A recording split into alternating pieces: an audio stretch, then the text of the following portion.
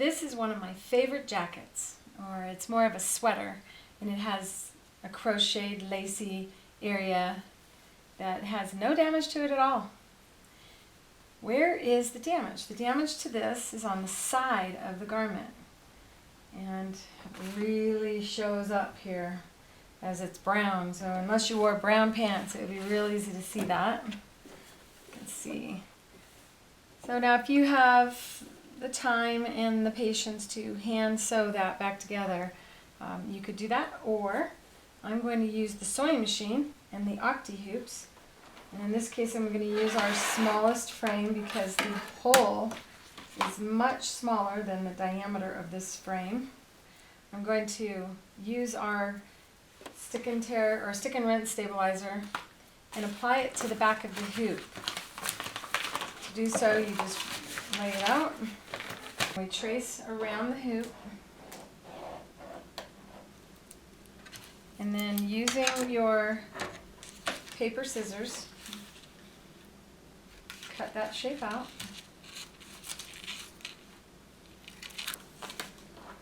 So go ahead, and it has a shiny side on one side and then a matte side on the other. The matte side is the actual stabilizer, and this side is what's called a release liner. So you want to separate the release liner. If you have difficulty getting the release liner to come off, you can use a piece of Scotch tape. And on the actual stabilizer side, you just tape across and rub your finger on there. And once you do that, then you peel back on the tape, and it will peel that stabilizer off of the release liner. And then you apply the stabilizer to the back of the frame. Remove the release liner and take and apply the stick and rinse to one side, go to the opposite side, stretch it taut, and keep doing that on all 8 sides of the frame. And now for the test, I believe we have it tight enough. Here's our sticky surface, and then you set your garment on top of that sticky area. And this is your chance to bring the garment back together.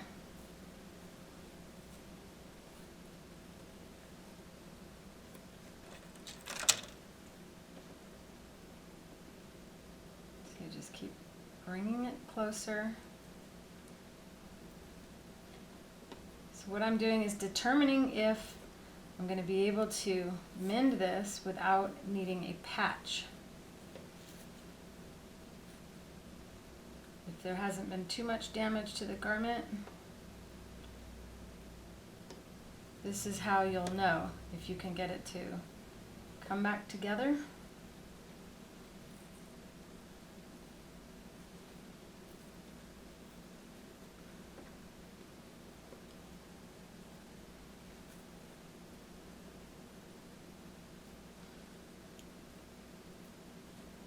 And once you have it as close together as you possibly can get it, you're going to make sure that you have a matching thread or one shade darker than the sweater, because if you get one shade darker, the darker thread falls into the shadows of the knit. I'll try a little harder to manipulate this. And sometimes we want absolute perfection, but really when people look at you as a whole person, when you walk in the room, they frequently will not notice the tiny little flaws. So if we can make this almost invisible, then it's still wearable in many cases. So I'm going to grab myself some thread. And you can see these would definitely show up because they're not quite the same shape. But this one looks really nice. It looks like the shadow areas of the knit. And that's the thread color I'm going to use in the needle and the bobbin. And the type of thread that I'm using is a 40 weight polyester, simply because I can't get a lingerie thread in that color. So now that I've threaded my machine,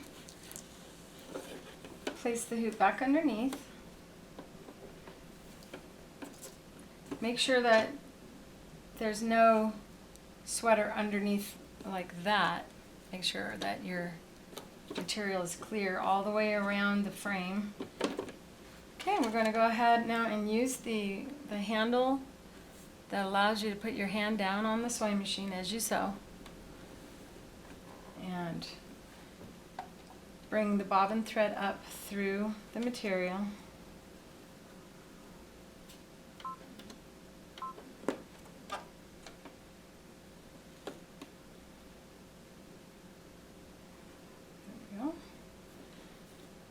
Hold down on the thread with your finger for the first few stitches. Notice I have no presser foot on the sewing machine. I also have the feed dogs lowered. If your machine cannot lower your feed dogs, you can still do this. And we're going to follow the line of the stitching. So you can see the sweater it's got lots of lines going this direction. So that's what I'm going to do. I'm going to go up and do really small stitches as the knit is also really, really small. And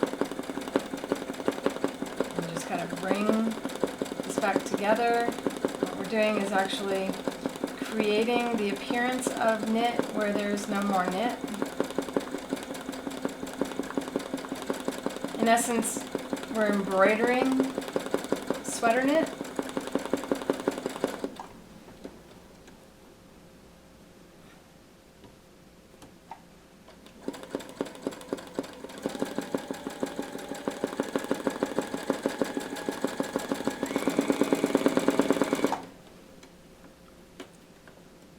It's mostly about trying to get the lines to look straight so that when the garment is looked at, you can't see the sweater stretched off to the side like that. With the material stretched out, it's obvious that there's damage. So by bringing those sections back together, we decrease the ability to see it. Shorter stitches or closer stitches makes it less visible as well. Whatever speed you feel comfortable with.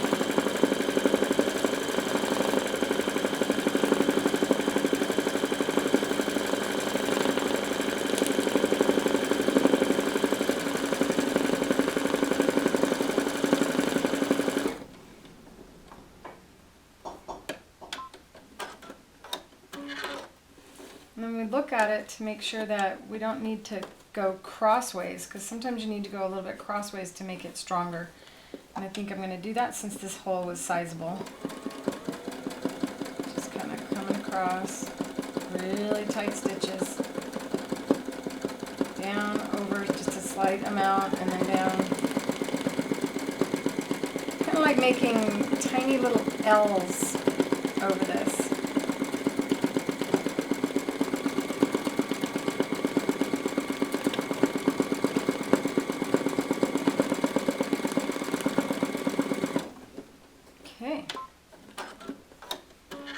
Now once you're done with that, we're going to take and pull the sweater towards itself.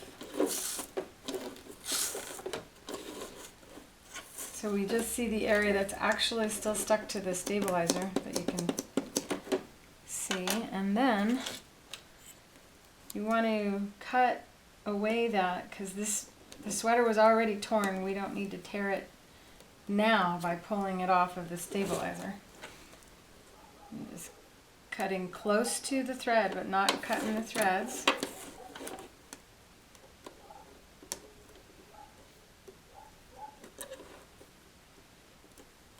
I'm going to switch to my scissors. Even though this stabilizer is a tearaway, we want to use our scissors whenever we feel the material or the stitch might be vulnerable.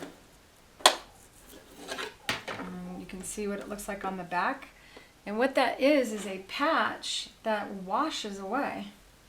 And on the garment now, when you look at it as a whole,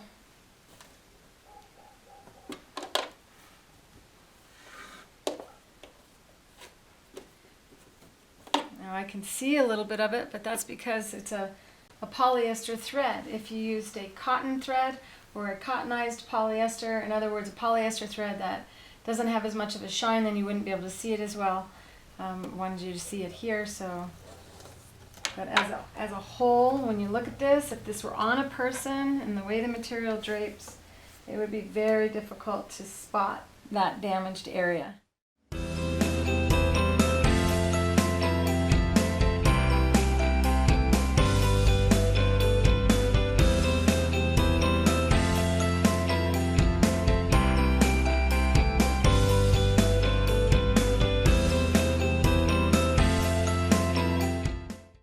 I hope you enjoyed learning how to fix your favorite sweater so you can keep wearing it for years to come.